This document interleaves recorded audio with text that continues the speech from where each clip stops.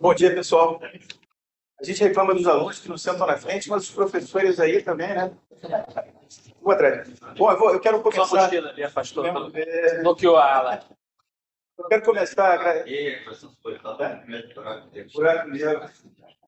Eu quero começar agradecendo aos formandos de FLIS, parabenizando os formandos, primeiro de tudo, e agradecendo aos formandos porque o que sobrou do levantamento da verba, né, para a formatura está sendo usada no colóquio a partir de agora, articulado pela Érica, essa doação generosa, mas já me pedi emprestado também.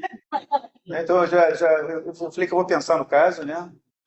Mas muito obrigado. Né?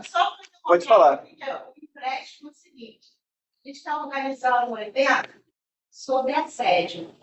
E a gente acha que a participação do corpo de peso é importante. Então, o empréstimo vai fazer uma lanchinha para esse evento sobre assédio, que é um tema que surgiu na gente. E a gente vai fazer um evento no dia 27, em parceria com a ouvidoria da UFRJ. 27 de novembro. Você quer falar alguma coisa aí? Não, só brincadeira. Então fácil, não, brincadeira. Financeiro. Bom, a gente tem o prazer de receber nosso colega, o professor Miguel Quartim, velho conhecido aqui. Velho não, porque tem um cara novo, né? Fez graduação aqui na UFRJ em Engenharia Eletrônica em 2003 e completou seu doutorado em Física aqui em 2008, também aqui pela UFRJ. Ele fez estágios no exterior, são 3 pós-doutorados, no Observatório Astronômico di Roma e na Universidade de Milano Bicocca, na Itália, nos anos 2008 e 2009.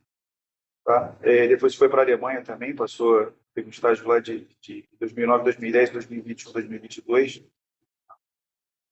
A área de pesquisa dele é cosmologia, principalmente na interseção entre teoria e observação, com foco em fenomenologia.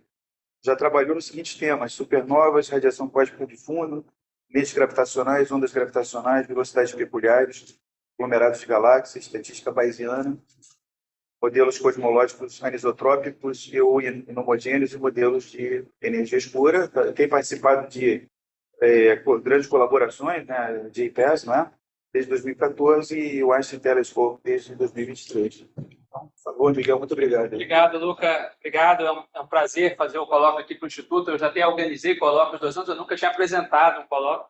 Então, eu estava com uns assuntos interessantes para falar. Eu achei que esse assunto também foi um assunto pertinente, porque foi feito em muito trabalho de colaboração com os meus antigos alunos, né? São 3 doutorandos formados que trabalharam nesse tema aqui: o Pedro Ferreira, o Steven Ovuzzo e o Omar Roldan, 2 aqui do IF, 1 do Valongo, mas, enfim, estavam sempre aqui na área, e um colaborador de antiga data meu, que é o Alessio Notário. Muito bem, então, vou falar um pouquinho de radiação cósmica de fundo. Eu espero que seja acessível a todas as áreas. Por favor, me interrompam.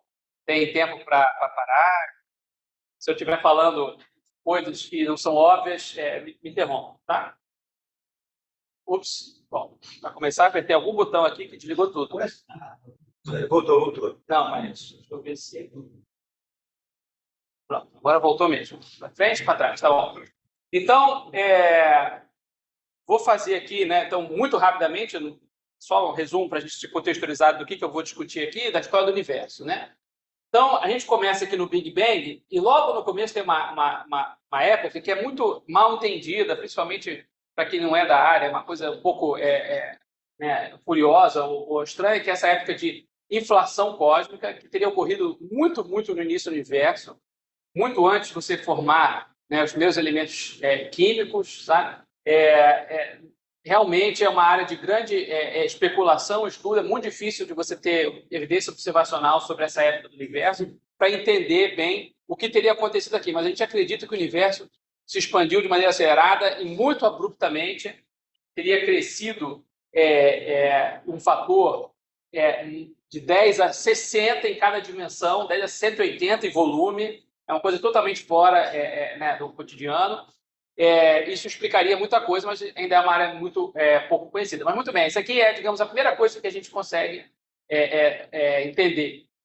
E daqui para frente começa a ficar muito mais preciso, né, a física do que está acontecendo, né? Você vai passando alguns primeiros minutos, né, até formar os primeiros núcleos atômicos, né? O livro famoso do Weinberg, que são os 3 primeiros minutos que descrevem essa área aqui, que é a nucleossíntese, certo? Primordial. Depois você passa uma época, tudo logaritmo aqui, né? Você chega até 380 mil anos, quando os primeiros átomos formam. Primeiros átomos quer dizer que o hidrogênio capturou os elétrons e ficou neutro, né? Estava ionizado e começa a ficar neutro o hidrogênio e também o hélio, que tinha naquela época. 380 mil anos. E aqui é o tópico da aula de hoje. É nesse instante que os átomos ficam neutros que são emitidas os fótons mais antigos que a gente observa no universo, que é os fótons da radiação cósmica de fundo. Certo? E aí já passam milhões de anos até formarem as primeiras estrelas e galáxias, certo? E o universo vai expandindo e resfriando, passam-se alguns bilhões de anos para o universo começar ele estava em uma expansão desacelerada, porque a gravidade é uma força atrativa, né? Ele está expandindo, mas a gravidade está puxando e está freando essa expansão, até que, alguns bilhões de anos atrás, acontece alguma coisa estranha e o universo volta a acelerar. Certo? Então, depois disso, 9 bilhões de anos atrás, mais ou menos quando essa aceleração está ficando importante, né? Começa a ficar mais importante, você tem a formação do sistema solar, a vida na Terra começa relativamente logo depois, né? E até hoje aqui onde a gente tem colóquios de estudo de física. Tá? Muito bem. Então, vou fazer uma breve história da radiação cósmica de fundo. Ela foi prevista, né, por Alfred Hermann em 48, já fazem seus quase 75 anos que ela foi prevista. Mas foi uma previsão que não vingou muito na literatura, não foi levada muito adiante. Até que em 1960, na década de 60, né, tanto na Rússia como nos Estados Unidos, em plena Guerra Fria, essa teoria é redescoberta pelo Zodovich, pelo Dick, e começa o interesse a voltar a crescer nessa área. Em 64, então, 2 astrofísicos, Wilcox e Rowe, eles planejam fazer um radiômetro para tentar detectar essa radiação pela primeira vez, que era prevista pelo modelo do Big Bang. No mesmo ano, por coincidência, Arno Penzias e Robert Wilson fazem um radiômetro para fazer comunicação por satélite. Eles não eram astrofísicos nem astrônomos. E eles detectam um ruído que é isotrópico, ou seja, em toda direção que eles apontam o telescópio no céu, tem esse ruído lá. Tem uma temperatura característica de 4 kelvins, tem a temperatura dessa uma radiação de corpo negro, com essa temperatura característica, essa era a precisão na época, 4 kelvins. E eles tentam de tudo para se livrar desse ruído na antena, eles ficam meses e meses tentando resolver. Eles, inclusive, notas internas acham que pode até ser cocô de pombo na antena, eles estão começando a ficar desesperados, o que está acontecendo ali, mas não conseguem se resolver. Até que, em 65, num congresso, eles estão apresentando a descoberta e o Dick e outros colegas veem essa palestra e detectam na mesma hora que eles tinham detectado a radiação cósmica de fundo, percebem isso, interpretam essa descoberta, entram em contato com o Penzias e Wilson e eles publicam 2 artigos em conjunto, um a detecção pelo Penzias e Wilson e outro a interpretação pelo Dick e outros colegas. E 3 anos depois, o Penzias e Wilson ganham o Prêmio Nobel, né? Porque o Prêmio Nobel é para quem descobre, mesmo que você não estivesse procurando. E quem chega primeiro, né? Serendipitous Discovery, né? Descoberto por acaso. Justo, eu acho, né? Eles estavam puxando a fronteira da detecção e descobriram. Perceberam que era uma coisa do universo, né? Acho que eles não tinham certeza, mas eles começaram, acho que nas conferências junto com os astrônomos, porque exatamente eles queriam o input do pessoal, né?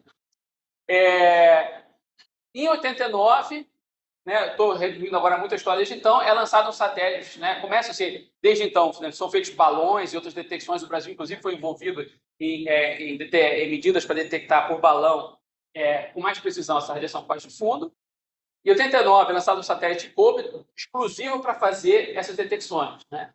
Então, é uma missão já de médio porte da NASA, que mediu as anisotropias da CMB, como eu vou discutir aqui, e mediu que era um espectro de corpo negro fantástico, comprovando definitivamente o modelo do Big Bang, e rendeu mais um prêmio Nobel em 2006 para os 2 PIs envolvidos, né, que é o Joe Smoot e o John Matter, que eram os 2 instrumentos principais desse satélite. Tudo bem? Muito bem. Então, aconteceu mais coisas desde então, mas isso é, digamos, a história clássica da CMB. Já foram 2 prêmios Nobel. Qual é a física por trás disso aqui? a física é que no universo, né, conforme ele vai expandindo, ele vai resfriando. Então, quando você vai para o passado, o universo mais primordial, ele é cada vez mais quente, mais energético.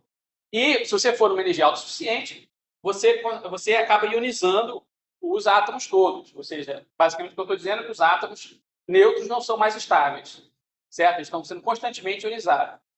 E o elemento mais abundante de longe do universo é o hidrogênio. 76% do universo, 76% do universo é hidrogênio, 24% é hélio, o resto somos nós. Aqui, sem contar, né, coisa mais exótica como matéria escura, mas física bariônica é hidrogênio e hélio, basicamente. Mas se a gente foca só no hidrogênio para simplificar, então tem uma reação principal acontecendo, que é simples, mas o mais simples que existe, né? Hidrogênio mais fóton e próton elétrico e vice-versa. Né? O que acontece então é que a expansão do universo, conforme o universo vai expandindo, a temperatura vai caindo até o momento que essa reação, que era bilateral, certo? Passa a ser unilateral, porque os fótons começam a ter energia insuficiente para ionizar o hidrogênio. Eles não têm mais os 13,6 eletronvolts necessários, ou a fração de fótons que eles têm, os 13,6 necessários, vai caindo até um ponto que fica insuficiente para você ficar ionizando os átomos. Então, essa reação passa a ser unilateral e você, depois de algum tempo, vai sobrar só o hidrogênio e os fótons. E esses fótons que sobram aqui são a CMV. São os fótons que são emitidos naquela época no universo. E esses fótons do universo, assim que ele fica neutro, esses fótons não têm mais energia para ionizar, eles não são mais absorvidos pelos átomos, então eles começam a propagar livremente pelo universo, certo? Mais para frente, quando o universo começar a formar estruturas pesadas, como planetas, estrelas do Sol, isso ocupa um volume infinitesimal, ou muito pequeno, para o universo como um todo, ou seja, na prática, a chance de um fóton colidir com um planeta e ser absorvido é mínima, estatisticamente falando. Então, você vê esses fótons propagando livremente até hoje, certo? Sim, você tem partículas colidindo. Se a temperatura é alta, você não seria como está porque você tem prótons colidindo, etc. Também. Sim. Não está considerando isso aí na equação, só fótons. Segundo, esses fótons, assim, os fótons do CMB... Só estou dizendo que essa é a reação mais importante, não é que é a única reação que acontece, para descrever essa reação de colisão partícula. Não, você pode ter, mas o que eu quero é que se a colisão não tiver energia suficiente para produzir novas partículas, aqui eu estou falando na época que o universo não tinha energia suficiente para produzir. Mas, para o passado, a energia suficiente para criar pares de matéria e vice-versa. Não estou achando isso não. O que eu estou dizendo é que você também não tem estado ligado, porque você tem elétrons e prótons livres ali colidindo numa temperatura acima dos 13,6 elétrons. Certo. Mas eu acho que a questão é, como eu vou mostrar, a gente tem, não vou mostrar, mas a questão principal é, eu tenho para cada bário, eu tenho 10 a 9 fótons. Okay. Essa é a questão. Eu tenho 2 bilhões de fótons para cada bário. Então, estatisticamente, quem importa são os fótons. Tudo bem. Muito bem. Mas, por favor, gente, perguntem à vontade, né? Estamos aqui, é importante isso. Então, a conclusão mais... foi aquela conclusão que na década de 40 foi percebida e na década de 60 resgatado, é que o modelo do Big Bang prevê, então, você tem que ter esse fundo de luz associado a uma energia particular, que é a energia de ionização de hidrogênio, que a gente conhece no laboratório, não é qualquer energia. Certo? E também que, se você tem um universo que você acredita que ele seja homogêneo, isotrópico, em equilíbrio, se ele está em equilíbrio térmico nessa época, você deve ter uma radiação de corpo negro. Certo? Então, se você tem equilíbrio térmico, como é previsto pela essa teoria, você tem que ter um corpo negro. Então, se você faz uma conta um pouco mais detalhada, você pode calcular qual é a energia, porque, como eu falei, como eu tenho 2 bilhões de fótons para cada bário, na verdade, não acontece com 13,6 eletronvolts, acontece com da ordem de meio eletronvolt, porque você tem a planckiana, a cauda da planckiana, aquela fração de fótons mais energéticos. Quando você tem 2 bilhões para 1, essa cauda é importante. Então, você está bem longe da média da distribuição, mas não importa. Você pode calcular isso. Então, a conta é que isso aconteceria numa temperatura da ordem de 3.000 Kelvin, que é o que a gente vê infravermelho, né? Metade da temperatura da superfície do Sol. Certo? Mas o universo está expandindo. 3.000 Kelvin na época da CMB, não é 3.000 Kelvin hoje. E tem um resultado muito simples, que é que a temperatura do universo cai inversamente proporcional ao fator de escala. O fator de escala é o elemento unidimensional escalar que te diz quanto o universo aumenta em cada dimensão. Então, o fator de escala, quando ele dobra, significa que o universo dobrou em cada dimensão ou multiplicou por 8 no volume, 2 ao cubo. Então, o que acontece? Se ela é inversamente proporcional, se você dobra de comprimento, a temperatura cai metade. E o que a gente sabe da CMB, o que a gente vê, é que a temperatura dela é de 2,7 Kelvin, essa é a temperatura moderna. O que significa que se você tinha 3.000 original, o fator que você tem que expandir é da ordem de 1.090. E esse fator de escala, que tem pouca equação aqui na minha apresentação, mas isso aqui está dizendo temperatura inversamente esse fator de escala, que a gente chama sempre de A. E esse cara tem um resultado crucial na astronomia, que ele é diretamente ligado ao que a gente chama de redshift, ou seja, o desvio do comprimento de onda. Então, esse Z é quanto você aumenta o comprimento de onda do fóton. Então, quando eu caio a metade, eu tenho Z igual a 1. Seria, eu tenho, quando o A vai para 2, eu dobro de tamanho, o Z vai para 1. Eu estou com redshift 1, seria o dobro do comprimento de onda. A CMB tem redshift 1090. É um dos objetos mais alto redshift que você pode observar. Rodama, tem pergunta? Desvio pode ser observado? Algum desvio? Sim, então, olha só.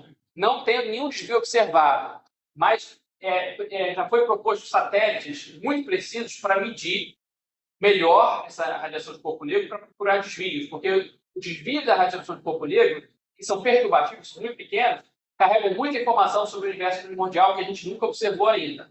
Então, há experimentos propostos para medir isso, ainda não tem nenhum aprovado que eu saiba.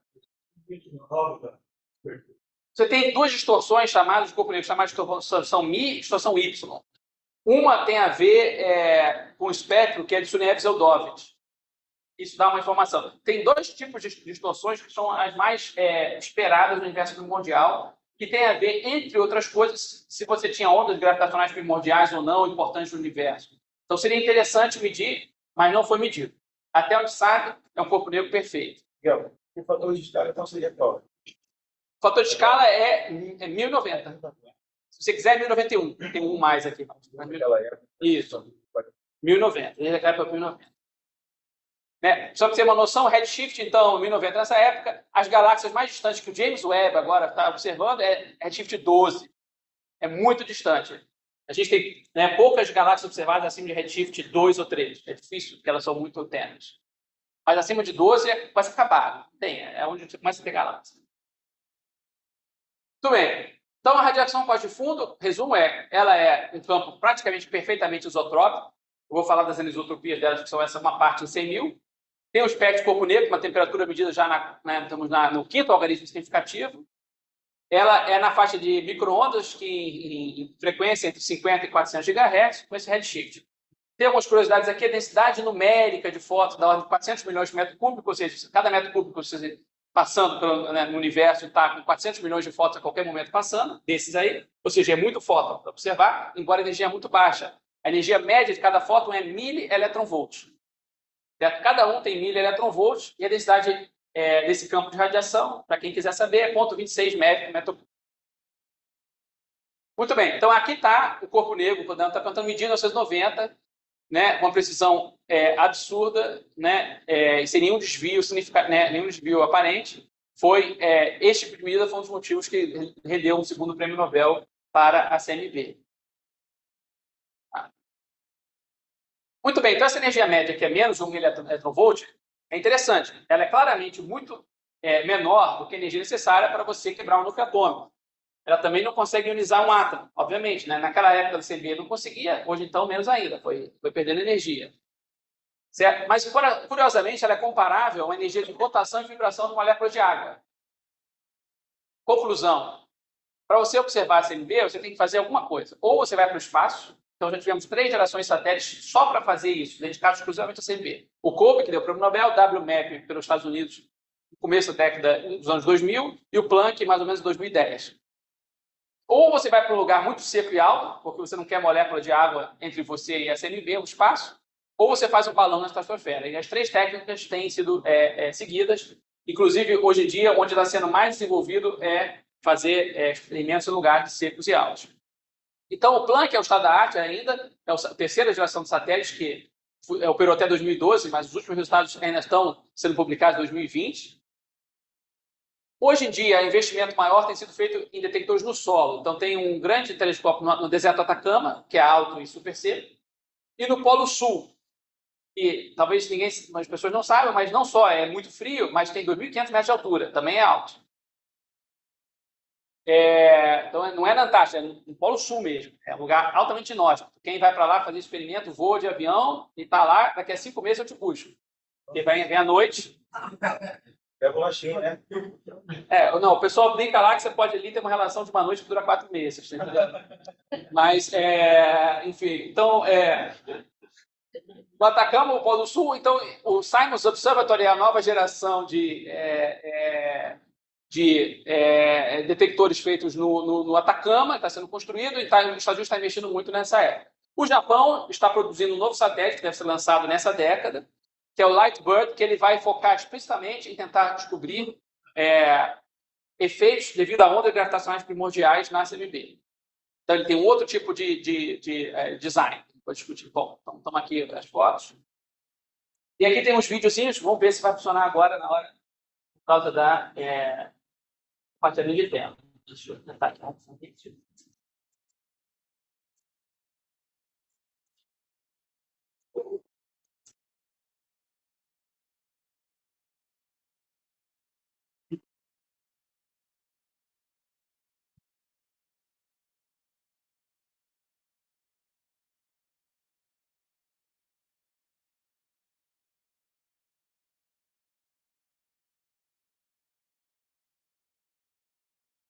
Então, isso aqui é só uma visualização simples do satélite Planck, certo?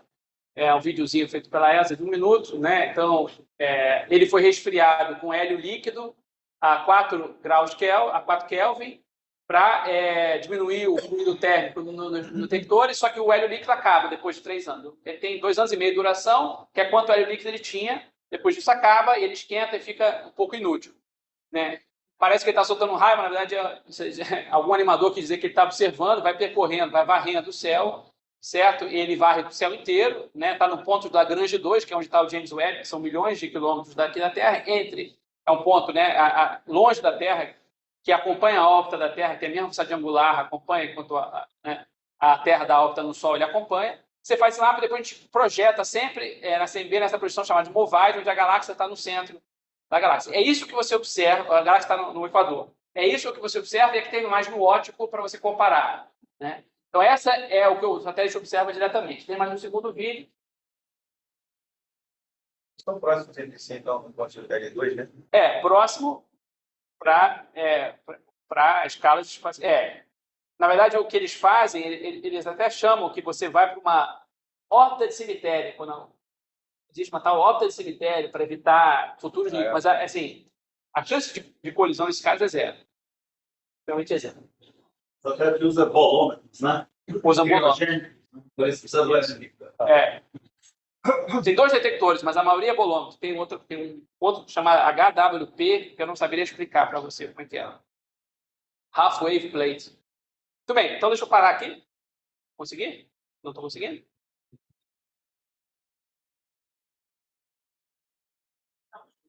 Completo. Muito bem. Então, vamos voltar. Então, o que eu observo na CMB é isso aqui. Eu observo como é que você chega nos mapas que você vê por aí na literatura. Então, eu começo com um mapa que tem fontes individuais, emissão de rádio, emissão de poeira e o fundo de micro-ondas, certo? E aí você pega a diferente, eles não são, né? Por exemplo, as fontes individuais você mapeia com osciloscópios e mascara para remover.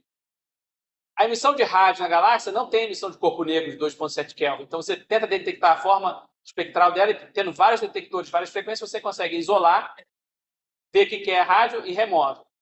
Tem também a emissão de poeira na Via Láctea, que você também tem outra espectro de frequência, você mede, e remove. E, finalmente, você chega no mapa da radiação cósmica de fundo. Então, você tem que fazer todo esse tratamento de dados complicado para sair do que você observa para o que você quer. Esse mapa lindo aqui da radiação cósmica de fundo, onde ainda na região da galáxia, aqui na parte central, ele não é confiável. Então, você, depois de tudo isso, joga fora a parte mais próxima do disco galáctico. Vou recompartilhar a tela aqui para quem está online.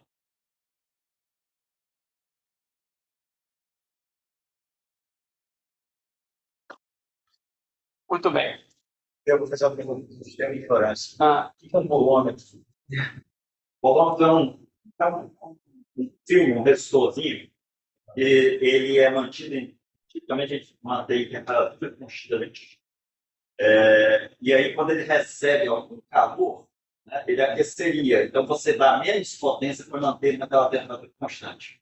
Quando você está em 4 Kelvin ou 100 Kelvin em cadeira de frição, você consegue resoluções de menos do que picowatts. Então, você consegue medir intensidades de luz absurdamente baixas. O que obviamente é feito uma plaquinha com um filme de carbono em baixíssima temperatura. Mas para que importa, na prática, logicamente, o que a gente tem é 9 medidas em diferentes bandas de frequência. Então, você consegue isolar a banda de frequência e está observando só naquela frequência os fótons. Certo? Além disso, o Planck ele tem 2 radiômetros que apontam em 2 direções opostas. O que eles medem é uma coisa que facilita, mas eles só medem diferença. Então, eles não precisam calibrar o absoluto, eles só estão querendo saber a diferença. O que eles querem saber é anisotropias. Isso, aí você tem 9 medidas. Aí você vê, por exemplo, a galáxia, ela é muito mais presente em alta frequência que em baixa frequência. Aí você vai modelando as diferentes frequências para subtrair só o que tem os espectros corpo negro. Muito bem. Então, a CMB ela emite no máximo nessa região central, e essas regiões de baixa frequência e alta frequência são para modelar diferentes fontes que a gente chama de foregrounds, né? São fontes que estão na frente. E aí você consegue extrair um corpo negro, sendo que essa parte central aqui, se você olhar bem, você vê que tem alguns artefatos aqui no meio. Essa parte toda central aqui, você pode fazer os testes e mostrar que ela não é confiável. Então, você acaba jogando fora essa parte central da análise. Você não mede só a intensidade dos fótons, você mede a polarização linear desses fótons. Foi uma coisa que o Planck fez, que não tinha sido feito ainda bem. Então, você tem um mapa onde, né, em cada ponto você tem a polarização, que a polarização matematicamente é um vetor sem cabeça, né, um componente spin 2, se você quiser. Então, você vê um mapa de polarização muito elegante de todo o céu, que carrega muita informação também sobre o universo primordial. E aí você pega e analisa esse mapa. Esse chamou spin 2. Matematicamente, a polarização é uma componente matemática de spin 2. São os parâmetros de Stokes que decompõem o fóton, a polarização, a descrição, porque você não tem diferença de polarização assim para assim. É a mesma, cara. Então, partículas não são spin 2. A descrição do campo de polarização é um campo spin 2. Eu não vou ter tempo para entrar aqui, mas vamos lá. No final das contas, você vai descrever tudo com escalares. Vai ficar claro aqui.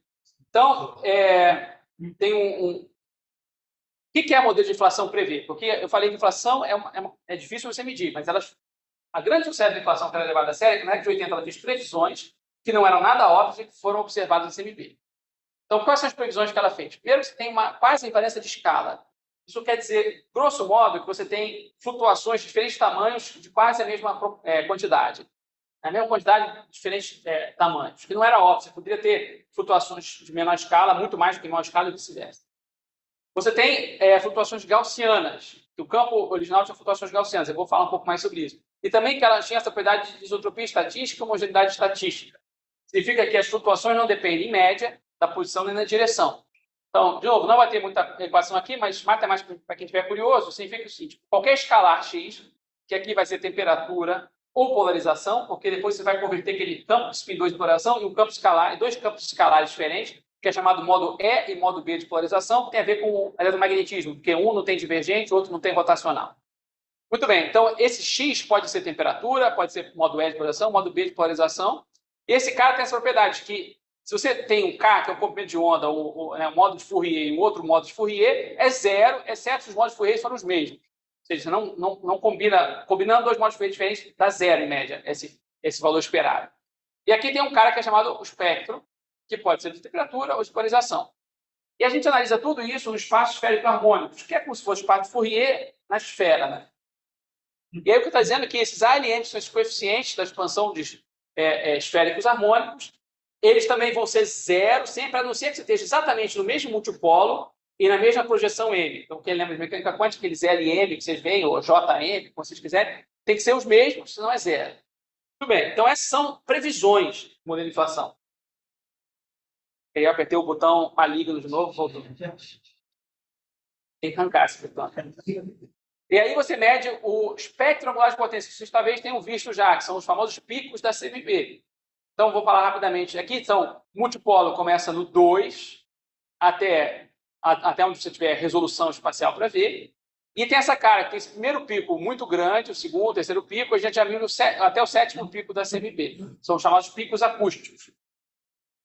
Tem uma escala angular, então a escala angular vai diminuindo. Aqui são ondas que cobrem 90 graus no céu, até 1 grau, até 0,1 grau. E o pico está mais ou menos de 1 grau. O que quer dizer o seguinte, quando você olha as manchas da CMB, o tamanho típico de mancha que mais aparece é 1 grau. Certo?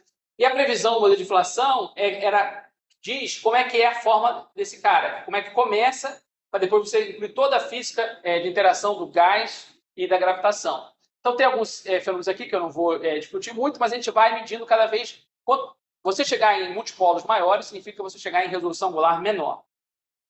E a pergunta que eu sempre faço, você sempre me responde, mas eu nunca me respondo.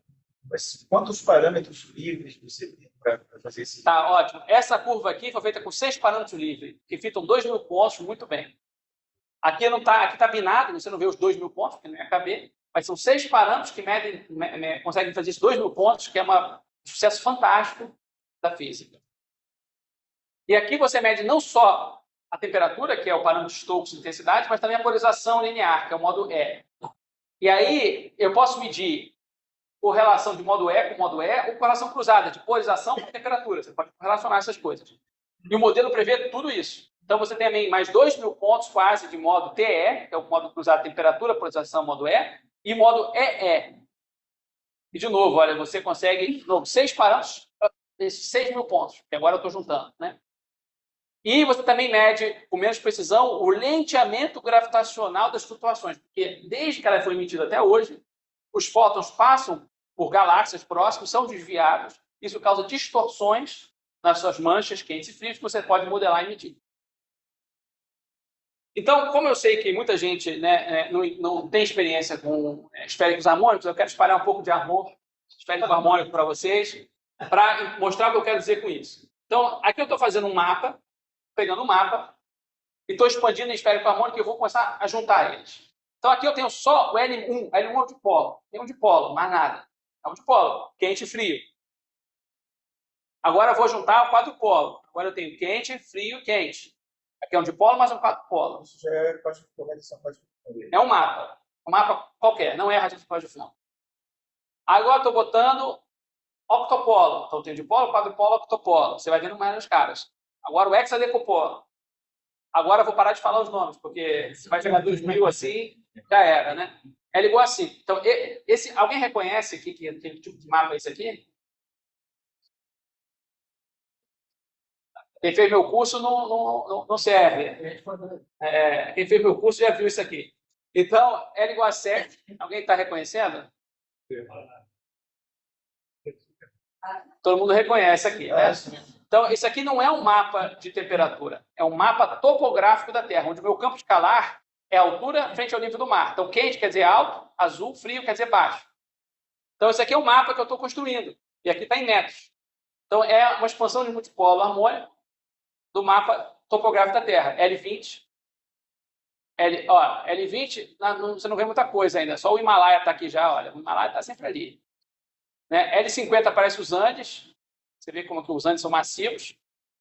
L100, aqui os Andes ficam bem mais claros, você começa a ver a distorção. L igual a 300 começa a aparecer os Alpes, aquele cara pequenininho ali, comparado com os Andes. Né? E também as partes, as trincheiras ali. Não, essa peninha, sabe? Então, L500, L igual a 2.000. Essa é a resolução que a gente tem na CMB. Essa é a resolução que eu achei da Terra. São 10.000, mas são 2 quilômetros de tamanho. Outra coisa, você pode fazer, que nem eu fiz na CMB, lembra os picos da CMB e amortecimento? Esse aqui é o espectro de potência do mapa topográfico da Terra. Então, ele não é igual à CMB. Ele tem muita potência em pequena escala, tem muita coisa pequenininha. As pessoas já viram que eu estou brincando que, às vezes, talvez a corte da Terra seria um meio fractal. Tem a ver com isso, tem muita potência. Desculpa, falei besteira. Se tem potência, essa cauda que é a potência em pequena escala. A cauda não cai tão rápido, tem muita potência em pequena escala. E você tem os continentes, que são grandes massas em grandes escalas aqui. Certo? Os dois mapas são 2 tipos de topografia, não vou entrar em detalhe aqui. O importante não é que esse espectro não tenha os picos acústicos da CMB, e não tem amortecimento. Isso não é a coisa importante. O mais importante é que isso é um espectro. A partir de um espectro, eu posso fazer uma realização gaussiana desse espectro. Eu posso montar um mapa gaussiano da Terra. Então, esse aqui é um mapa gaussiano da Terra. Ou seja, esse mapa tem o mesmo espectro que a Terra de verdade. Mas não tem nada a ver, certo? Se você vê isso num filme de ficção científica, você fala, isso aqui não é um planeta. Eu posso fazer outra realização, mas nenhuma delas parece um mapa de um planeta. Você vê isso no filme de ficção científica, esse cara não prestou atenção no que ele está fazendo. Rodão, você tem uma pergunta? Será o ponto de visão? Como fixa? Onde você está olhando? No centro da Terra, que você está olhando? Visão da visão. É o nível do mar. Nível do mar. Coordenadas de latitude. Não, Esse aqui está dentro de uma certa direção. não. Eu estou pegando a Terra, o mapa da Terra e projetando ele. É um mapa. Estou só abrindo a projeção. Isso é só uma projeção. Não tem ponto de referência aqui. Coordenadas esféricas. Não, eu estou botando a coordenada onde o Equador está no centro, mas isso é só isso. É só uma projeção. Né? Essa projeção o pessoal gosta mais do que os que você vê em mapa de cartógrafo, porque ela preserva as áreas. A gente não gosta de distorcer a área, porque se eu distorcer a área, eu estou ferrando exatamente a minha análise de pontos que eu estou falando de 1 grau. Na Terra, eles vão e pegam o Alasca e fazem ficar maior que o Brasil, às vezes. Né? Então, enfim. Só para representação. Isso. E a Argentina é grande, né? Parece que Mas aqui é mais largo, porque aqui na verdade, essa parte toda aqui do mar tem uma altura aqui que está no vermelhinho, mas tem a parte aqui que eu acho que é água. a decomposição de móveis é feita em coordenadas esféricas, né? Usando ângulos de... isso aí. Se você pegar um balão e fizer ele vibrar acusticamente, você vai ter oscilações tipo... Você pode escrever a posição do balão.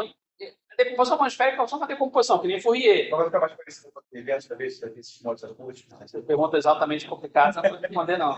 Tá bom. Acho que não.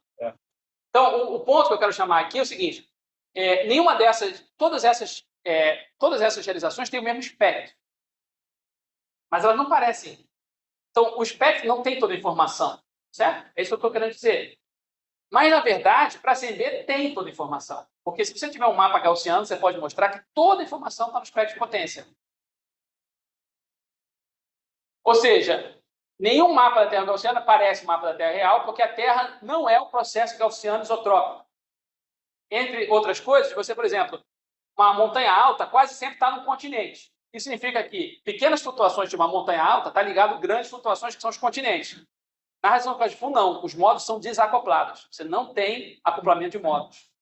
Qual o teste? As flutuações... Qual o teste de gaussianidade? Por exemplo, como eu falei aqui, o mais simples de explicar é esse aqui. Você vai e vê se esse cara aqui ele é diagonal em LM. Se você achar uns termos fora da diagonal significante, acabou. Mostrou que não é gaussiano. Não é o teste mais preciso, não é a melhor maneira de você fazer. A melhor maneira de você fazer, na verdade, é a função de correlação de 3 pontos. Põe ALM, AL'M', AL duas linhas, M duas linhas. Esse cara tem que ser 0 no mapa gaussiano, mas é não 0 nos outros mapas. A de 4?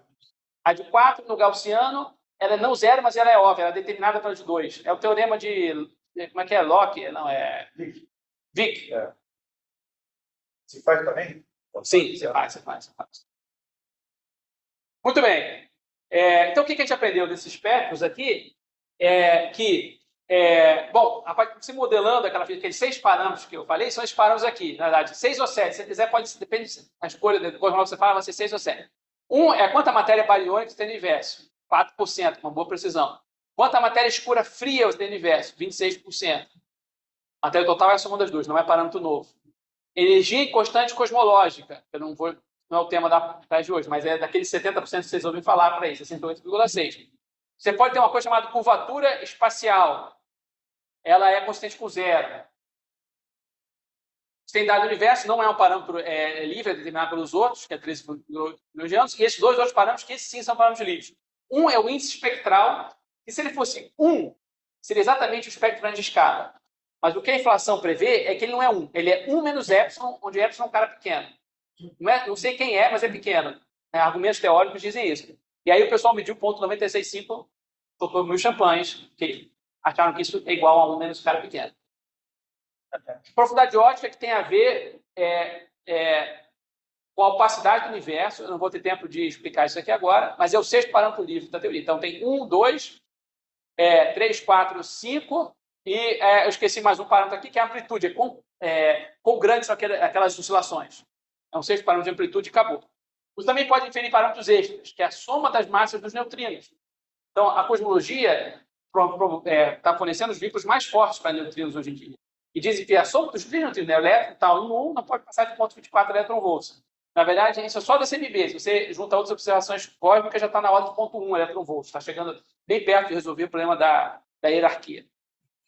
E a constante Hubble, que é a taxa de expansão do universo, que é mais um parâmetro livre, ou sexto, quanto está expandindo hoje, que é esse 67, que na verdade é um problema essa medida hoje em dia, mas eu também não vou ter tempo hoje na palestra. Muito bem. Então, isso terminei a revisão, fala de alguns resultados recentes que eu tenho trabalhado em cima. Então, a primeira parte envolve o dipolo primordial, que envolve a velocidade do Sol, que estava no título. E envolve o dipolo. Então, o Planck já fez medidas muito precisas, né? Você pode botar um multipolo até onde começa o ruído a ser importante, quer dizer, até 1700. Então, ele mediu todo mundo até 1700. Né? Nos cursos de eletromagnetismo, a gente para ali no octopolo, que é o L igual a 3, no máximo, talvez. Né? Aqui a gente foi até 1700. Para a polarização, até 1200, porque a polarização é um sinal mais fraco. Mas tinha um cara a maior escala possível observada, que é o dipolo, a gente não entendia ele. Por quê? Porque você vê, na verdade, o mapa que você vê é assim. Eu tenho um dipolo que tem uma flutuação 10 a menos 3, sobreposta sobre aquelas flutuações pequenininhas que você está vendo, que é 10 a menos 5. Então, é totalmente dominado pelo dipolo, 100 vezes maior. Por que a gente não entendia? Porque tem uma interpretação simples que faz sentido, que é efeito Doppler. Qualquer movimento do observador frente a um referencial causa um efeito Doppler, que é um dipolo. Ambulância, né? O padrão dipolo. Se você interpreta aqui, tá bom, isso é só dipolo, aí eu posso diretamente saber quem é a velocidade. E é direto, esse valor que por acaso é curioso, eu nem falei, é 1,234 10 a menos 3, dá uma velocidade de 370 km por segundo. Né? Uma direção, uma coordenada galáctica, não importa, se você não conhece, muito precisa. Então, você mede esse cara muito bem.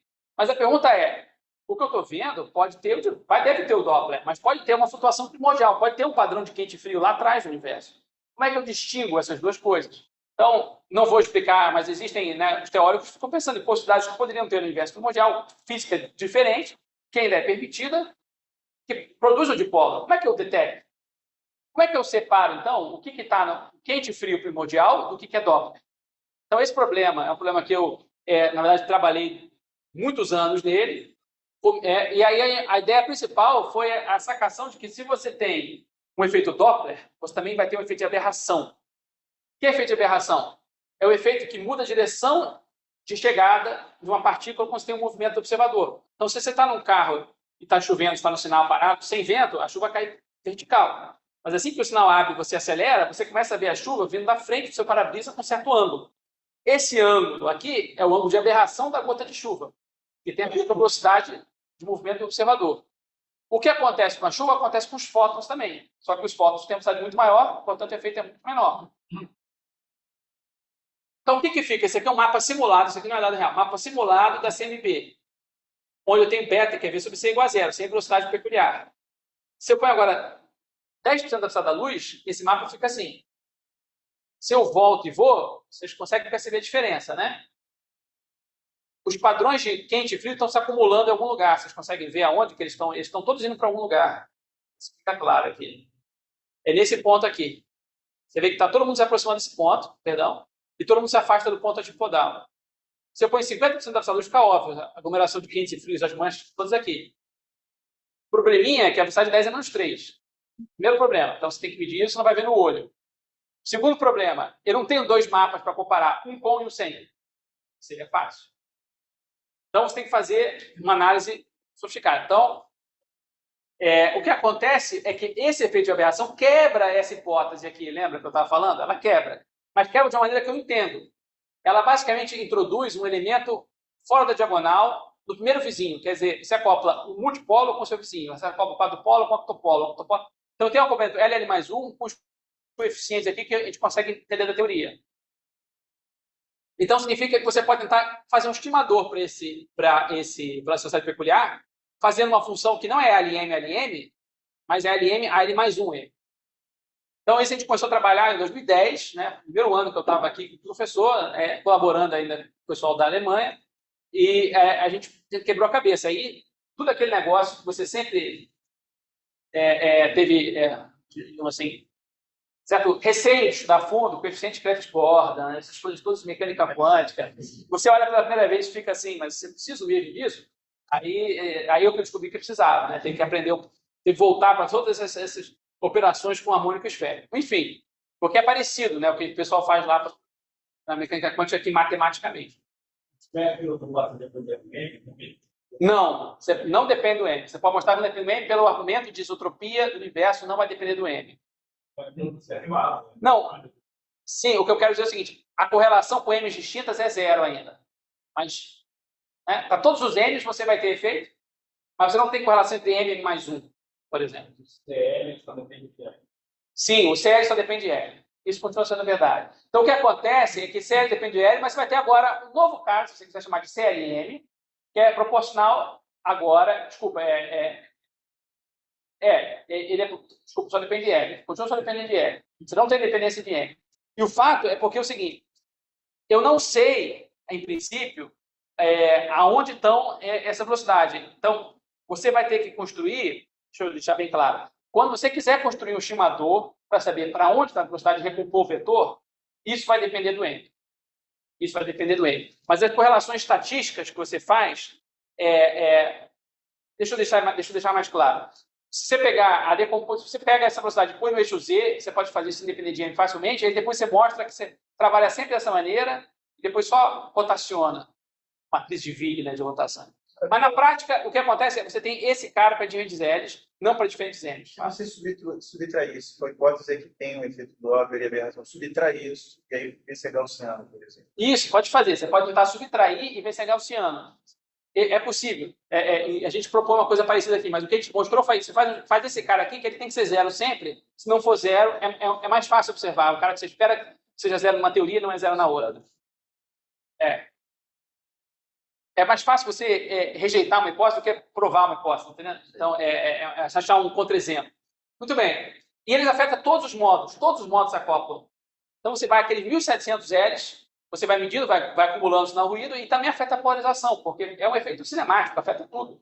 Afeta a polarização, aquela barrinha de polarização vai andar no céu também, com velocidade.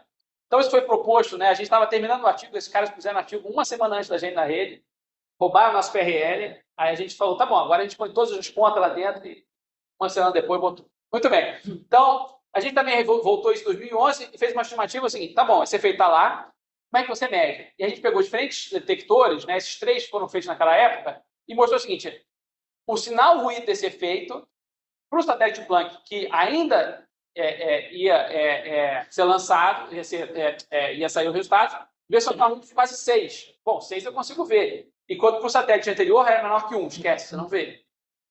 E aí, você consegue ver, isso aqui são experimentos que não existem, mas estão propostos, você consegue ver melhor. Mas aqui foi o que chamou a atenção, dá para ver isso. Então, em 2011, a gente falou, olha, dá para ver isso aí. Em 2013, o Planck mediu e publicou esse artigo, que fez a primeira medida, chamou esse artigo, né, com esse nome bonito, né, Pulse Imóvel.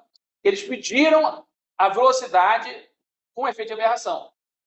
Com um ruído estatístico da ordem de entre 5 e 6, exatamente como a gente tinha previsto. Então, também fiquei muito feliz que a previsão estava na mosca. Mas eles tinham um erro sistemático muito grande aqui. Muito bem.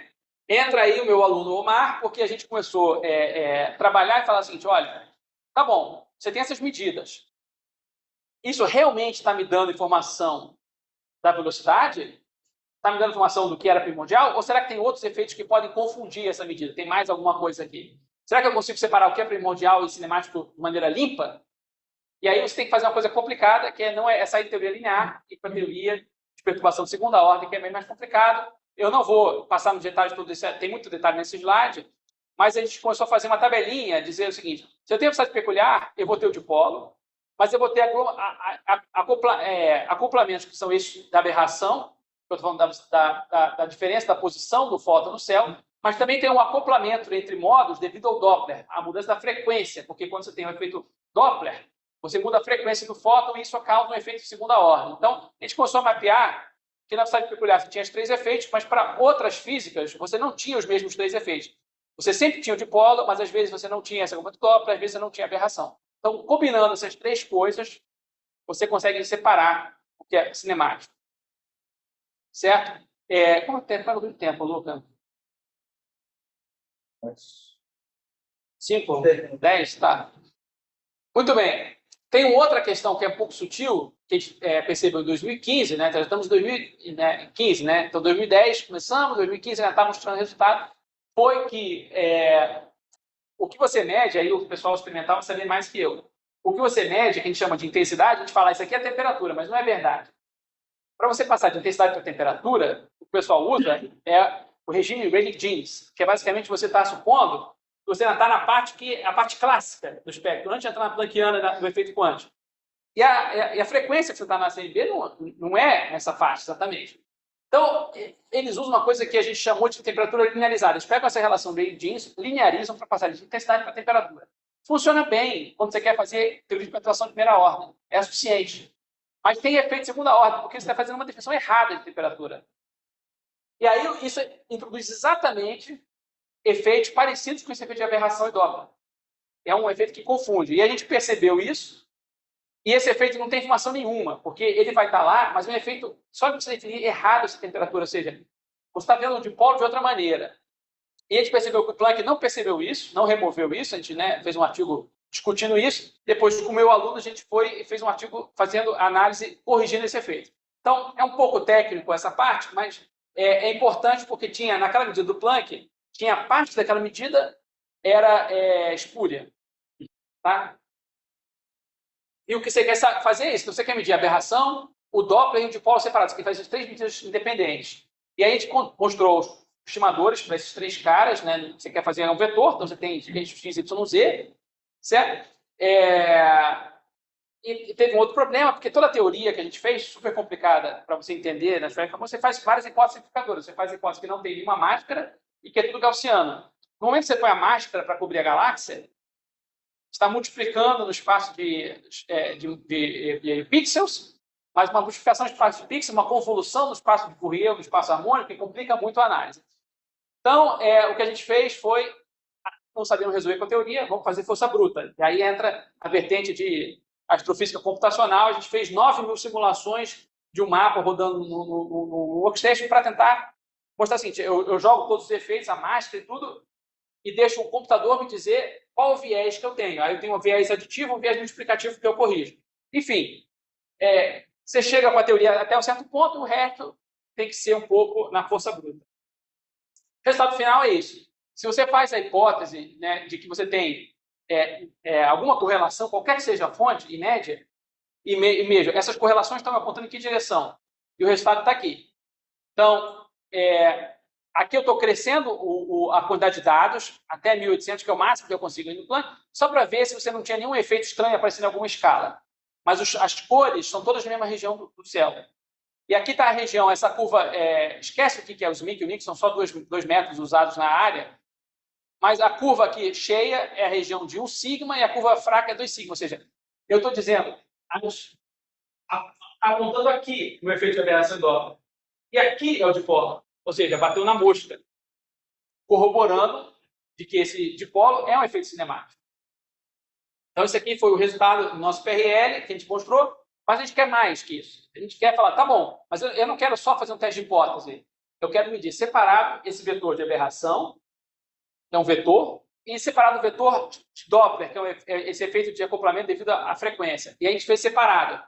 E aqui está o efeito do dipolo, está ali nessa cruzinha, esse X aqui. Aqui está o efeito de aberração, em 1, 2 sigma, a região. E aqui está o efeito Doppler. Parece que está longe, né? Tá ruim, mas esse aqui é a barra de erro, né? Esse aqui é basicamente a barra de erro. Então, você está uma barra de erro e meia do ponto. Então, não é horrível, mas não é ótimo, mas não é ruim. Não é nenhum absurdo. Tá? E a velocidade típica, no final das contas, é essa. Acho uma coisa entre 300 e 380 km por segundo. Que é consistente com o dipolo também. Aqui tem outro jeito de ver. O roxo é a teoria onde você tem esses efeitos de acoplamento, e o histograma cinzas é um modelo sem nada, sem nenhuma velocidade cinemática. E você vê que em vários diagramas, isso aqui pega só as duas primeiras linhas, aberração endócrina, esquece essa linha de baixo. Você vê que o diagrama cinza está um pouco longe das medidas aqui, certo? Com longe, entre 4 e 6 sigma, dependendo de como você faz estatística. Você consegue excluir até 6 sigma a hipótese que não tem nada nos seus dados, né? Então é muito bom. É uma primeira medida que você fez de que esse efeito está lá inequivocamente, certo? E enquanto o Planck tinha aportado um erro sistemático maior que o erro estatístico, aqui o erro sistemático ele é 1% do erro estatístico, acabou com o erro sistemático. A hipótese nula seria a flutuação letra do perfil gaussiano. A hipótese nula é que é tudo gaussiano, bonitinho. Gaussiano Perfeito. Seria um acaso. E a hipótese não nula é que é não gaussiano, mas não gaussiano especificamente devido ao efeito sistemático. Muito bem. Então, eu acho que eu vou pular isso aqui, que está ficando muita informação, muito detalhe. Mas, no final das contas, você consegue medir uma velocidade independente daqueles 370, que é consistente com aqueles 370, mas é medida independente, certo? Que pode melhorar conforme você melhorar a precisão dos detectores no futuro.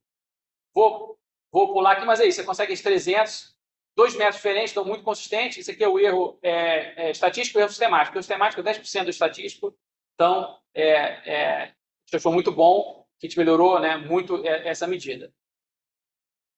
Vou pular para a parte 2, que eu tenho 5 minutinhos, que é um segundo efeito, esse é mais rápido de explicar, que é o chamado cold spot. Então, a CMB é um grande sucesso da cosmologia, mas o pessoal fica sempre procurando aonde que os dados estão um pouco estranhos.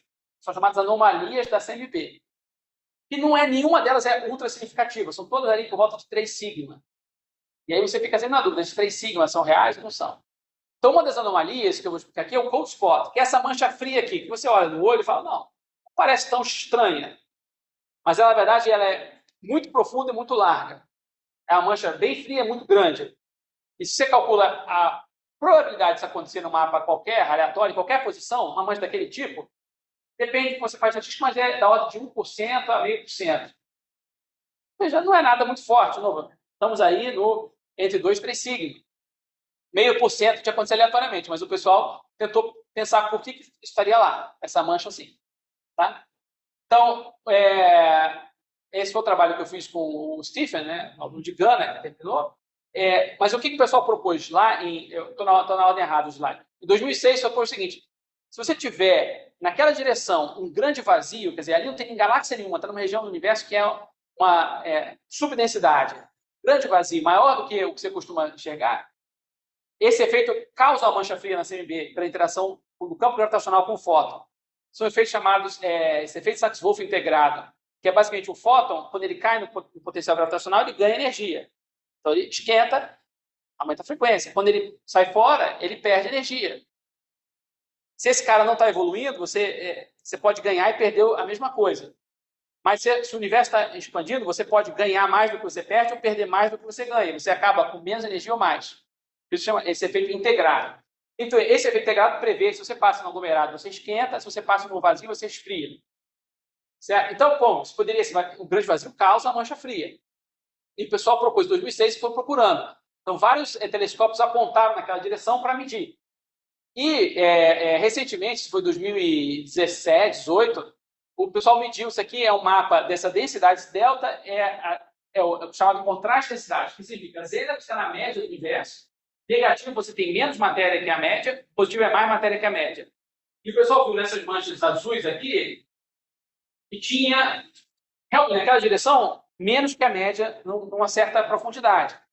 E publicaram artigos falando, olha, isso aqui parece, né, começar a explicar aquela mancha fria, porque está na direção certa, é um grande vazio. Mas, na verdade, ele não é suficiente, porque ele causa um decréscimo de temperatura de 20 microkelvin, que você observa 150. Então, você observa isso aqui. Você observa aqui, isso aqui é um mapa que eu vou fazendo círculos em volta do frio, vou aumentando o raio. Então, aqui eu tenho abaixo da média e depois eu volto para a média. Então, esse aqui que é a anomalia do cold spot. Né? Só que esse vazio encontrado não explica, porque ele não é vazio suficiente, nem grande o suficiente. O que os autores argumentavam? Não, mas eu tenho outros vazios mais para trás, só que eu ainda não tenho telescópios grandes o suficiente para observar. Bem, então poderia ter vazios mais longe. O que a gente pensou? Como é que a gente decide isso aqui? Conclusão, aqui está um zoom, né, da região. Né? Então, esse vazio, se você continua estendendo para cá, o pessoal falou, aqui está caindo. Se esse cara continua caindo aqui, desse tamanho, já seria suficiente para explicar, talvez. Tá? Essa subdensidade, quer dizer, tem esse menos 0,15, quer dizer, eu tenho 15% a menos que a média. O que a gente se baseou no resultado que já tinha na literatura? Falou, tá bom, mas se você tem um vazio, procura um outro efeito que esse cara causa. O que é um outro efeito que um vazio causa? Lentiamento gravitacional. Quando você tem muita matéria, você converge os fótons, porque atrai. Quando você tem menos matéria que a média, você tem uma divergência dos fótons. Porque basicamente significa que os fótons estão sendo mais atraídos para quem está do lado do que para aquele vazio. Então eles se divergem daquele vazio. Você tem uma abertura. Então a gente fez uma análise do efeito de lentes gravitacionais na direção do ponto fóton. Né? E aí o que você tem, então, são simulações que o aluno fez. Você tem, olha, uma flutuação primordial aleatória. Você põe efeito de lente, você causa distorções, olha, que elas são tangenciais ao centro da lente. Você tem uma lente esférica, placa esférica aqui. E aí, o efeito saxofone integrado causa a mancha fria, vários pontos frios ali. Você junta os dois, você vai ter uma mancha fria com um efeito de lente. A pergunta é, esse efeito de lente está ali ou não está ali? E ninguém tinha investigado isso ainda. Então, matematicamente, voltamos a fazer funções de 2 pontos harmônico esférico. A diferença é que agora, em vez de acoplar L com L mais 1, eu acoplo L mais 1, L mais 2 até L40. Então, é muito mais pesado computacionalmente. Você tem que fazer os Q quadrados que tem uma soma em L1, L2, em N, tem que correr tudo isso aqui. Não importa os detalhes aqui para vocês, mas o que a gente monta você consegue fazer um Q quadrado para efeito de lente separado do Q quadrado para efeito de temperatura. E você vai ver se mesmo parâmetros de vazio, mesmo tamanho, posição, porque você tem um vazio, eu tenho 3 incógnitas. Quão profundo ele é, quão vazio ele está, qual o raio dele e qual a posição, qual a distância. Resumindo, a gente fez uma análise que a gente mediu isso. A gente mediu esse raio do vazio, a distância do vazio e o delta, que é a profundidade. Em azul está o que você vê com lentes gravitacionais, os vínculos, e em rosa, magenta, está o que você vê com temperatura. Então, nesse espaço tridimensional de padrão, esse corner plot aqui, o que você vê é o que você quer com temperatura não vai compatível com o que você quer com lente. Não vai. Tá? Quando você mostra em uma dimensão, você pode se confundir. Quando você marginaliza, a marginalização é um efeito perigoso, porque ele expõe muita coisa. Quando você olha aqui, você vê que ele não bate. Se você quiser olhar melhor, ainda olha em 3D. Aqui está os volumes permitidos em 3D. Você vê que esse volume não encosta naquele volume. Está mostrando aqui até 2 sigma. Então, esse volume não encosta. Você não, ou você ajusta a temperatura, ou você ajusta o lente. Não dá para fazer os dois ao mesmo tempo. Conclusão, não tem vazio. Não é um vazio. Então, esse argumento de 17 anos, a gente resolveu assim, mostrando, olha, é incompatível esses caras. Esse buraco seria uma flutuação de matéria da energia de combinação? Você tem vazios naturalmente no universo. Você tem flutuações de diversos tamanhos, daquele espectro. Algumas vão ser grandes e algumas vão ser subdensidades. Quando o universo vai evoluindo, os vazios vão cada vez aumentando, porque a matéria vai se acumulando cada vez mais, vai sobrando buracos cada vez maiores. Mas você pode prever quantos acontecem, qual a frequência, e esse vazio seria um pouco grande demais e um pouco vazio demais. A interpretação dos vazios podiam se fechar. Não. A estrutura do universo vai se formando, você começa com um universo homogêneo, rico fica mais rico, pobre fica mais pobre. Onde tem mais densidade vai caindo e vai aglomerando, onde tem menos vai perdendo. É um crescimento exponencial ali. Exponencial não, mas ele é ilimitado. As galáxias vieram depois, as estrelas estão em efeito de lente, se fechasse o buraco. Não, pois é. Mas, então, esse efeito de lentes já é na época que tem muitas galáxias, né? Desde a CMB, essa é uma coisa que eu não falei, porque está pegando foto muito distante. Então, o efeito de lente gravitacional ele vai pulando todo mundo. Mas você pode mostrar aonde que importa mais. E é entre redshift 1 e 3. E ali já tem bastante galáxia. Pode ter vazios também. Poderia ter. É um pouco inesperado, mas não tem mais. Acabou essa discussão. E basicamente eu estou dizendo, lente gravitacional é delta igual a zero. Delta igual a zero é homogêneo. Delta menos 1, eu não falei, delta menos 1 se fica completamente vazio, vácuo, completo. Certo? E eu quero zero ali em cima. A lente gravitacional fala, não tem um cara aí. A situação do oceano ainda. Qual é a explicação do Cold Spot? Eu não vou te responder, eu não sei. Mas a explicação não é. Eu te falei, é difícil você, às vezes, achar, é mais fácil excluir hipótese do que provar hipótese. Então, essa hipótese está excluída. É uma flutuação de 1%. Eu não perco tanto meu sono por causa de 1%, certo? É assim, se olha 100 dados diferentes, um vai ter uma flutuação de 1%. Exatamente. Tem muitas regiões. Não, isso não é em todas as regiões. Não. Isso é global. 1% é global, mas estou falando, isso é 1% naquele mapa, mas tem outros mapas, tem outras estatísticas. Deixa eu terminar, então, já que eu já passei um pouquinho. Conclusões são essas, eu não vou repetir tudo, mas são 2 trabalhos que a gente fez. Um foi medir esse efeito da velocidade peculiar. Eu não falei, mas quando eu falo do observador frente à CNB, na prática, o que você está fazendo é do Sol frente à radiação do código de fundo, porque a radiação, a velocidade do instrumento em frente ao Sol, a gente sabe, isso aí é dinâmica orbital. A NASA, a ESA, sabe isso de cabeça. Muito bem. Então, isso não importa. O que importa é a do Sol frente à CNB, a gente não sabe. A gente sabe um pouco do Sol na galáxia. Sabe um pouco da galáxia no grupo local. Mas aí você começa cada vez a saber menos e menos até o grupo local final. Se eu vou concluir, você faz a pergunta? A pergunta? Então, a gente achou, independentemente dessa velocidade, que é compatível com a velocidade com a hipótese cinemática. E para o cold spot, a gente mostrou que, olha, esse efeito de vazio está descartado. Tem uma coisa que eu gosto, mas que é a estatística bayesiana, como você falou, que eu trabalho com isso, você pode quantificar isso de maneira bayesiana com um número. Quão bom era o modelo antes, quão ruim ele é agora. Você pode fazer uma coisa que são os odds, que são as chances.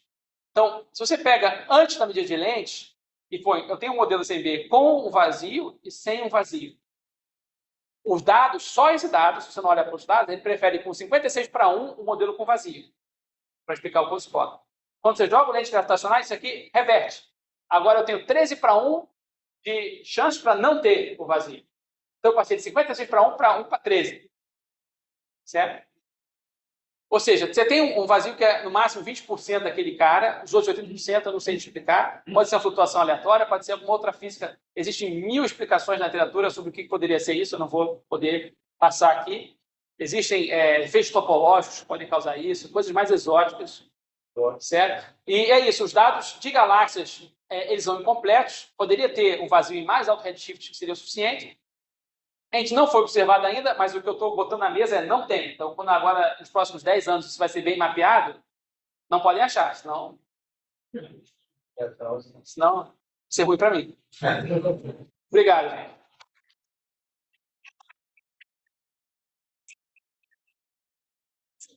A pergunta lá atrás que eu não tive tempo de responder. Então, eu achei essa ideia do vazio. Então, a densidade de galáxias interfere bastante no espectro. Assim, Ela reflete um pouco, sim. Ela reflete um pouco. É um efeito secundário. Você começa com o espectro original, depois você atravessa a estrutura. O efeito que você tem na prática, de grandes aglomerados de galáxias, elas fazem um efeito sim, mas ela escala muito pequena, que é abaixo da resolução que eu consigo ver. Uma galáxiazinha é abaixo da resolução do instrumento. Então você está lá, mas você não está vendo bem. Esse vazio, por ser muito grandão, se ele existisse, você veria. Então, esses efeitos podem estar lá, mas, em geral, eles são irrelevantes. Ou quase irrelevantes, pelo menos no mapa que eu mostrei. Então, em princípio, vocês trabalham ignorando essa densidade de distribuição de galáxias. Você não ignora, mas você faz uma análise que é estocástica. É o seguinte, você pode saber as galáxias onde estão, você vai naquela galáxia e procura um efeito. Foi o que eu fiz. Eu sento aqui esse vazio, tá? Eu olhei naquela região. O que o pessoal costuma fazer é isso aqui, ó. Eles fazem uma análise global, estocástica, de saber se aquelas manchas estão consistentes com você passar ou não por estrutura. E o efeito maior que tem é o lente gravitacional. Então, essa medida aqui é a medida da correlação, da distorção do mapa original por estrutura. É a medida. Essa medida global, acho que é 40 sigma. Deve ser descarto zero. Então, você mede isso razoável, mas a barra de aqui é muito maior do que aqui. Você não está nem vendo. Então, isso aqui não é ignorado, não. Ele é medido. E aqui que a gente vai tentar melhorar no futuro. Se você tiver mais resolução, você vai conseguir melhorar bem mais. Mas é uma coisa estocástica. Você está só medindo quantidade de estrutura, não aonde elas estão. Não sei se ficou claro. Ficava lembro da última da Terra, do Sol. 30 km por segundo. Quanto? 30 km por segundo. Ah, é pequeníssima. 10%. Não, mas não é desprezível. Mas, por exemplo, por exemplo, matéria escura é dominada por esse vetor, essa direção, volta aí do Sol, né, em relação. Matéria escura. Se eu fosse procurar um sinal de matéria escura, Não é. Porque ela Não, não. Ah, vai lá. não, é porque a matéria escura era muito mais massiva do que a matéria bariônica, mas também era mais difusa. Certo. Então, para você fazer a órbita do Sol na galáxia, tem o efeito matéria escura, mas não é quem domina o bojo da galáxia, na região central onde está. Então, tem uma correção que eu não sei dizer de cabeça. O Sol orbita a galáxia em 220 km por segundo. Desde 220, uma fração é devido à matéria escura, mas não é na maioria. Porque a matéria escura é muito mais difusa, ela está mais distante, mas pelo teorema de Gauss, porque tá, as cartas esféricas fora da sua R maior que você está, não afeta. A gente é dominado nessa interpretação da matéria escura aí, que o pessoal procura oscilações, seria o Sol melhor da galáxia. Isso, o pessoal procura isso, o pessoal faz curva de rotação, mas para você ver efeito matéria escura bem, você tem que ir muito mais distante do centro da galáxia. Então, a gente está a 8 kPa no centro da galáxia, o pessoal quer procurar 20, 30, 40 kPa, aquelas estrelas mais distantes, ou melhor ainda, o gás que está orbitando em volta. Essa curva de rotação, ela te dá uma informação inequívoca de matéria escura estar ali. O Sol tem um efeito, mas eu te falo, não sei dizer quanto, mas ele não é dominante. Bonito todos os resultados. Aí a outra pergunta que fica é assim, com essas previsões por que inflação não ganhou Nobel? Não, porque, de novo, o modelo, pois não, há uns anos atrás, pode lembrar, teve um grande press release, teve gente estourando champanhe, aparecendo vídeo no YouTube, que foi quando os dados do Bicep saíram. E foram resultados que o pessoal falou, detectamos um sinal inequívoco de flutuação, que seria o modo P. Esse aqui é o modo E. O modo P, que eu não estou falando, é o modo suprimido, porque esse modo E é gerado por espalhamento Compton. Os fótons espalham os elétrons, Compton polariza os elétrons. O efeito B não é causado. Quem causaria efeito B? Onda gravitacional primordial. E o pessoal disse, achei esse cara nos dados, estourou champanhe, fez vídeo, mostrou no YouTube, mostrou que estava errado depois dos dados. Esse cara escreveu um livro, Perdendo o Prêmio Nobel. Tem um livro, Perdendo o Nobel, porque eles fizeram um bafafá e não teria ganho o Nobel. Ele achava, era grande candidato. Por que ele não ganhou o Nobel de inflação? Porque o modelo simples de inflação é um modelo de brinquedo. É um campo escalar, você põe lá, põe o potencial e funciona. Mas você não entende o que está acontecendo. É um pouco conjectural e é um pouco mais. Eu acho que tem gente. Não, eu acho que tem gente na área que acha que tinha que ter ganho. Estou dizendo, não há um consenso. Mas o motivo, eu acho que não ganhou é porque ainda é uma ideia um pouco vaga. É difícil. Alternativa. Existe, sempre existe. Teórica alternativa. Sempre existe. Existem alternativas, existem colegas aqui que trabalham no Rio de Janeiro, inclusive o CBTF, que estão estudando alternativas na modelo de inflação. Mas, assim, alternativa concorrente muito forte, não. Eu acho que o modelo de inflação é onde a maioria das pessoas está apostando. Sim, mesmo dia lá, esses parâmetros ali, e algo sobre a velocidade inicial. Então, relacionado também, sim. Mas tem que tem a ver com a expansão do universo. Sim, os 6 parâmetros têm um pouco de cada, sim. Pode fazer, eu estou procurando o slide, pode ser pergunta, Fabrício. Bom, esse parâmetro não é sobre a expansão do universo. Não, é global. São esses 3 parâmetros, a quantidade de matéria, a quantidade de energia escura e a taxa de expansão, que essa é a atual, com esses 3 você faz toda a expansão do universo, a história inteira, desde o poder até o todo, até a inflação. A inflação diante, digamos assim. Durante a inflação, você tem novos parâmetros que não estão sendo fixados aqui. Aqui você supõe que só começa gaussiano isotrópico e vai dali para frente. Você não está botando parâmetros para dizer. O único parâmetro que tem é esse cara aqui, que é esse espectro, que é a inflação, porque também. Tem inflação do. A inflação diz que esse cara é 1 menos epsilon. Quem é epsilon? É um cara pequeno. Tá certo. Tá certo. Você deu uma visão um pouco forte nisso. Esses parâmetros eles podem ser utilizados onde é ser Inicial. Hoje está acelerado. A gente já viu que é outro motivo. É questão cosmológica ou algo nessa linha. Aqui não tem nenhum parâmetro de inflação aqui, não. Nenhum. Dessa medida aqui. Você põe. Você não precisa aplicar o espectro. Você precisa supor que começa a calciar isotrópico. Você está botando a mão. Então não tem nenhum efeito assim. A aceleração atual do universo. Tem. Então, você tem que falar que a aceleração atual é uma coisa, a aceleração da inflação é outra. Não. Atual tem, é questão de cosmológica. Né? Esse cara que causa a aceleração atual, ele tem mais dele do que matéria. Se esse cara fosse zero, o universo não estava acelerado, não. Mas ele é muito diferente de zero, 100 vezes maior que a barra de Euler diferente de zero. Então, tem esse efeito, sim. Ele é importante. Inequívoco. Né? Esses satélites recentes da CMB foram eles que puseram esse modelo chamado lambda CDM, onde você tem matéria escura fria, ou seja, matéria escura sem pressão e quantidade cosmológica, como sendo o de facto modelo padrão. Gabriel, você tem parâmetros livres aí, você tem que correr atrás da validação deles, validação alternativa. Isso o que existe sobre isso? Eu tenho 6 parâmetros livres no modelo, ou 7 que você considerar essa exemplo aqui. Um deles aí, Roberto. Diz aí.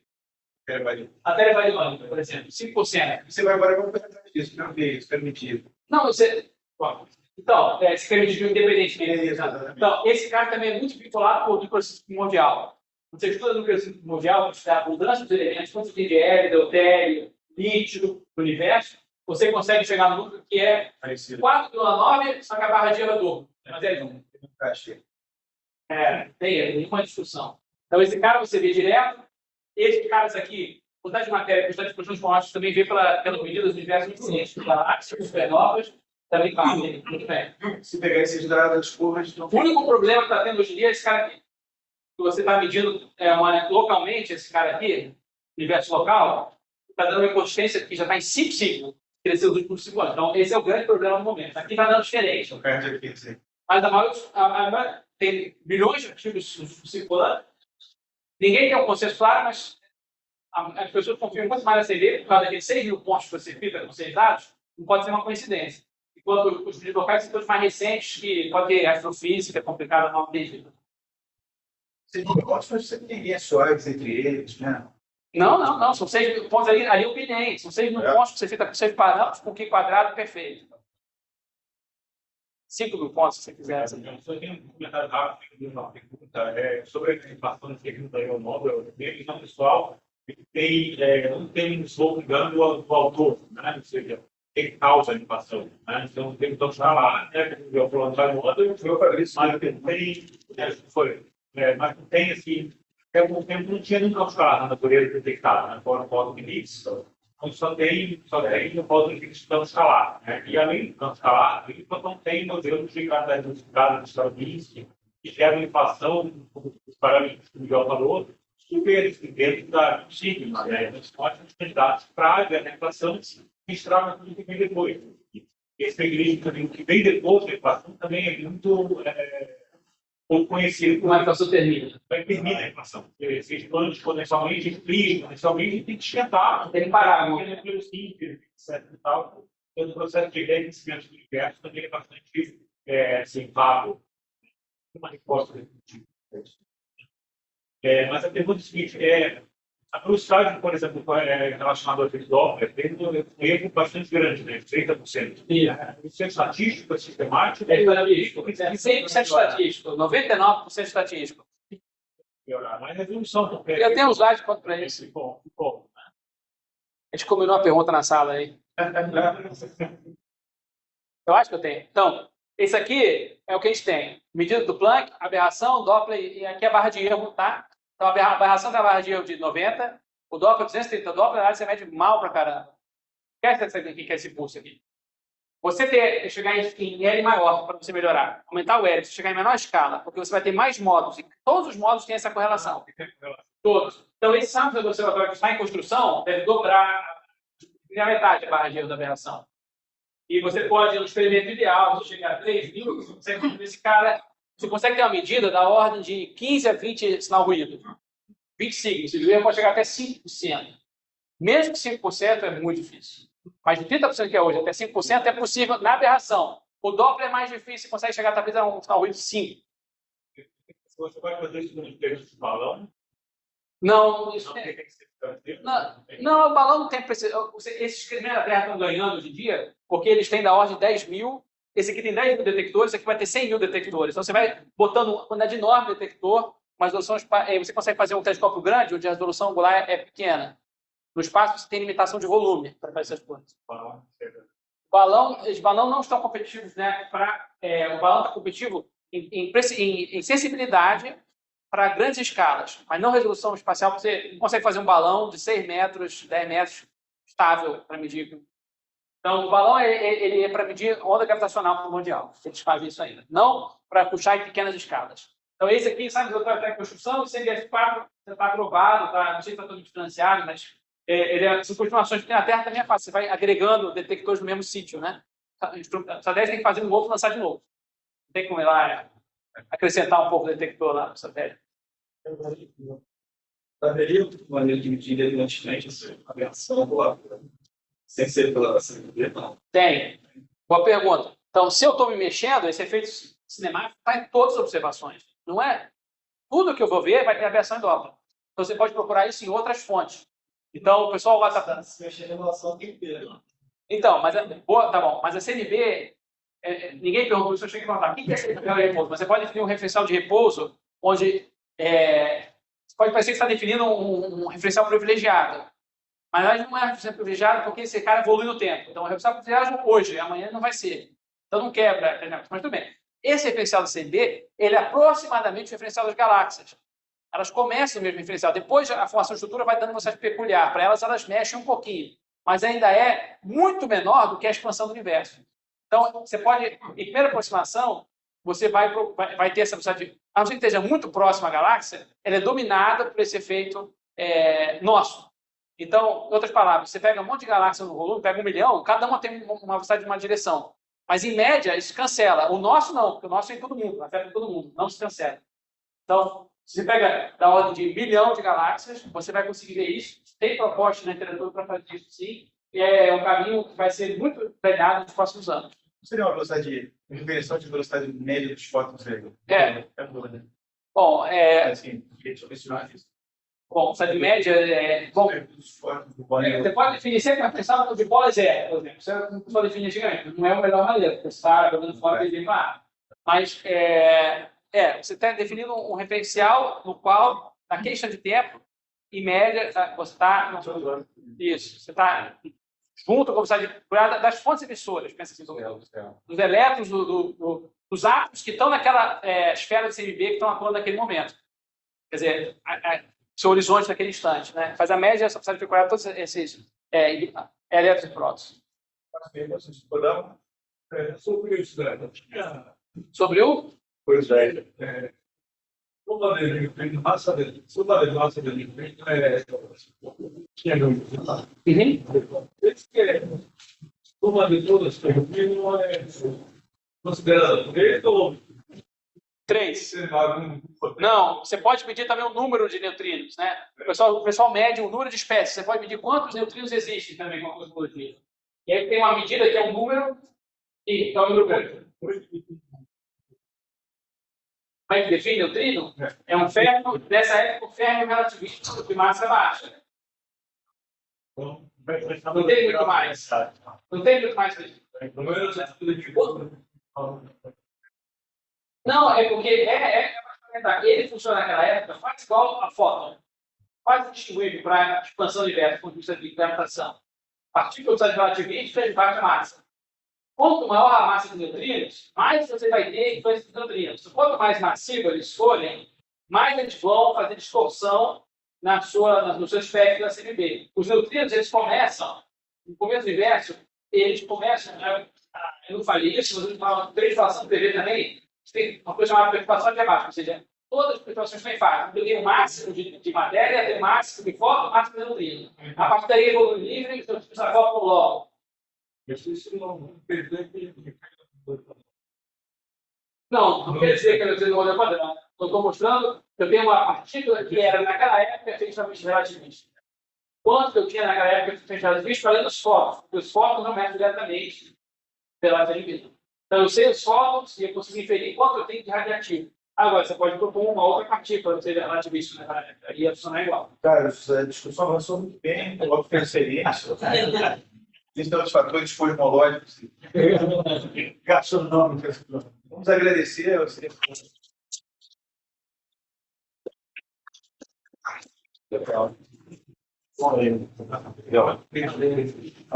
Desconectada minha Matéria, deixaria alguma assinatura, alguma coisa, se eu de matéria. Sim, por exemplo.